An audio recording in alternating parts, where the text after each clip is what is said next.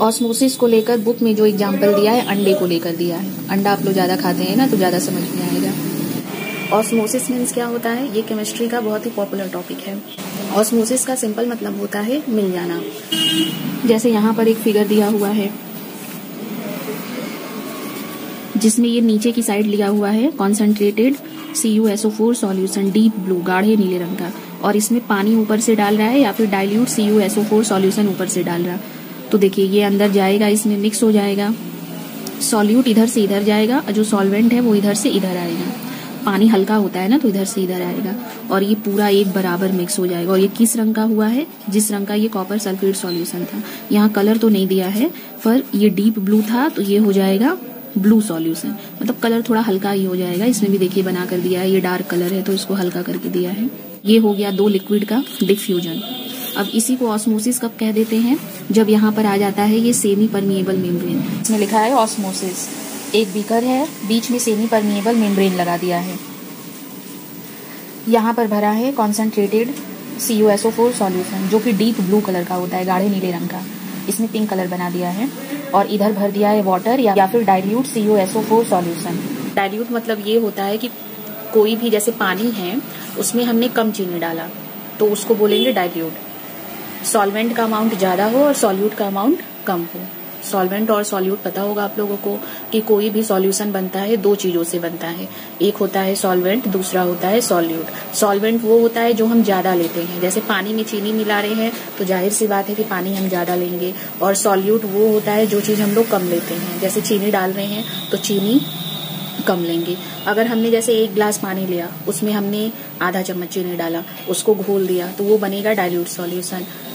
और concentrated solution जैसे हमने एक गिलास ही पानी लिया, उसमें हमने 4-5 चम्मच चीनी डाल दिया, एकदम उसको सीरे जैसा मीठा कर दिया, तो उसको बोलेंगे कॉन्सेंट्रेटेड सॉल्यूशन। इसी तरह से कॉन्सेंट्रेटेड CuSO4 सॉल्यूशन का मतलब है कि जो CuSO4 है जिस भी सॉल्वेंट में इसको डाला गया है ज्यादा डाला गया है, तभी तो गाढ़ा नीला रंग है। ये भी तो क्रिस्टल के फॉर्म में होता है, तोड़ देंगे तो पाउडर बन जाएगा, फिर पानी में मिला दिया गया है, मतलब ज्यादा मिलाया गया है। और यहाँ पर डाइल्यूट CuSO4 लिए हैं, मतलब इसको जिस सॉल्वेंट में या पानी में मिलाया गया है कम मिलाया गया है। अब यहाँ सेमी परमिएबल मेम्ब्रेन है जो कि बहुत पतली होती है। कॉटन का जो कपड़ा होता है जिसमें से किसी चीज को छानते हैं उससे भी ज्यादा पतला होता है ये। इसमें से सारा वाटर इस मेम्ब्रेन में से पास होकर इधर आएगा। मेम्ब्रेन मतलब झिल्ली कोई है, और इधर जितना भी सॉल्यूट होगा वो इधर जाएगा। ये तब तक पास होते रहेंगे जब तक इधर का कॉन्सेंट्रेशन और इधर का कॉन्सेंट्रेशन सेम नहीं हो जाता, तब तक ये इसी तरह पास होते रहेंगे।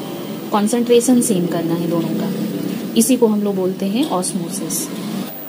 ऑस्मोसिस वर्ड का यूज ज्यादातर जब दो लिक्विड मिक्स होते हैं तब किया जाता है। इसका बिहेवियर में भी बहुत सारा एग्जाम्पल है, जैसे कि किशमिश को पानी में डालकर छोड़ दीजिए तो किशमिश फुल क्यों जाता है, क्योंकि किशमिश के अंदर पानी एंटर कर जाता है। किशमिश का जो ऊपर की लेयर होती है वही उसके लिए सेमी परमिएबल मेम्ब्रेन का काम करती है। पानी हल्का होता है, पानी का कॉन्सेंट्रेशन कम है, और जो किशमिश है उसके अंदर जो भरा हुआ लिक्विड है उसका कॉन्सेंट्रेशन ज्यादा है, तो पानी अंदर चला जाता है और उसके अंदर से थोड़े थोड़े सॉल्यूट के पार्टिकल्स बाहर लिया जाते हैं। इसीलिए कहा जाता है कि किशमिश को जिस पानी में रात में भिंगाकर आप रखते हैं उस पानी को भी पी जाना चाहिए, क्योंकि उसमें भी किशमिश का अंश आ जाता है। इसी तरह से बादाम को जब हम लोग रात में भिंगा कर रखते हैं पानी में, बादाम में भी सेमी परमिएबल मेम्ब्रेन होती है जिसके थ्रू पानी अंदर चला जाता है और बादाम के अंदर से कुछ सॉल्यूट के पार्टिकल्स बाहर आते हैं। तो ये भी कहा जाता है बादाम पानी की वजह से फूल जाता है, किशमिश भी पानी की वजह से फूल जाता है। बादाम को भी जिस पानी में भिंगाते हैं उसको पी जाना चाहिए, क्योंकि उसमें बादाम के अंदर के सॉल्यूट पार्टिकल्स आए रहते हैं। इसी तरह से चने को भी हम लोग भिंगाते हैं तो वो भी फूल जाता है। कोई चीजें ज्यादा फूलती है, कोई चीजें कम फूलती है। जैसे चना थोड़ा सा फूलता है, किशमिश ज्यादा ही बड़ा हो जाता है।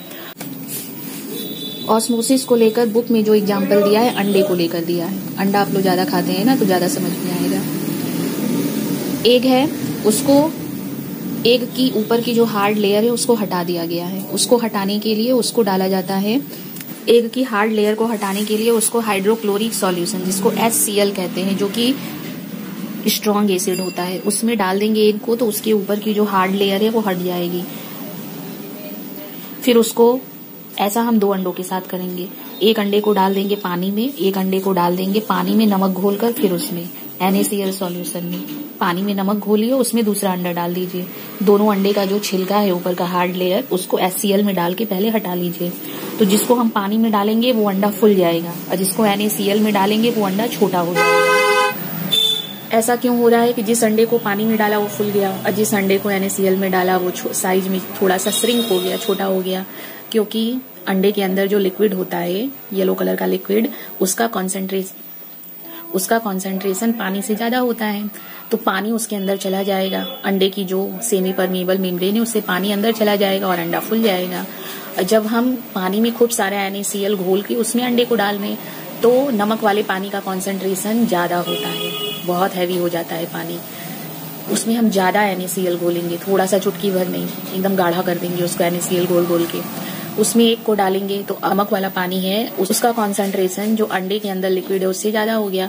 तो अब क्या होगा कि अंडे के अंदर जो लिक्विड है उसमें जो भी सॉल्वेंट होगा वो बाहर आने लगेगा और अंडा सिकुड़ जाएगा। ऑस्मोसिस दोनों साइड होता है, बाहर से सॉल्वेंट अंदर भी जा सकता है और अंदर से सॉल्वेंट बाहर भी आ सकता है। अब कोई सॉल्वेंट अंदर से बाहर आ रहा है तो उसको हम लोग बोलते हैं एक्सोऑस्मोसिस। मतलब अंदर से कोई चीज बाहर आ रही है तो बाहर के लिए एक्सटर्नल वर्ड यूज करते हैं, इसीलिए एक्सोऑस्मोसिस। और अगर कोई सॉल्वेंट बाहर से अंदर जा रहा है तो अंदर के लिए एंडो वर्ड यूज किया जाता है, तो इसीलिए उसको बोलेंगे एंडोऑस्मोसिस। दोनों तरह से हो गया, अंदर से सॉल्वेंट बाहर भी आ रहा है एक्सोऑस्मोसिस, और बाहर से सॉल्वेंट अंदर भी जा रहा है endosmosis. Vapour pressure, semi permeable membrane के पास ही वेपर प्रेशर बन जाता है। जैसे अगर हमने किशमिश को पानी में डाला तो सेमी परमिएबल मेम्ब्रेन होती है किशमिश में, वहां पर सॉल्वेंट का प्रेशर बनने लगेगा, क्योंकि वहां पर पानी का प्रेशर बनने लगेगा और पानी अंदर जाने लगेगा उस प्रेशर के थ्रू, उसी को बोलेंगे वेपर प्रेशर। जिस तरह से एटमॉस्फेरिक प्रेशर होता है, जैसे कि मैं यहाँ बैठी हूँ, मेरे चारों साइड एटमॉस्फेयर का प्रेशर है, बाहर जैसा मौसम है मैं दरवाजा बंद करके रखूँ या खोल के रखूँ वैसा प्रेशर मेरे अराउंड हो ही जाएगा। जब मैं इस रूम को पूरी तरह से पैक कर दूं तभी मैं उस प्रेशर को कंट्रोल कर सकती हूँ, वो भी थोड़ा सा, पूरी तरह से नहीं। जैसे ही दरवाजा खुलेगा तुरंत ये कमरा एटमॉस्फेयर के कांटेक्ट में आ जाएगा। बाहर ठंडी है तो अंदर भी ठंडा हो जाएगा, मेरे अराउंड ठंडा हो जाएगा, और बाहर अगर गर्मी है तो मेरे अराउंड भी गर्मी हो जाएगा।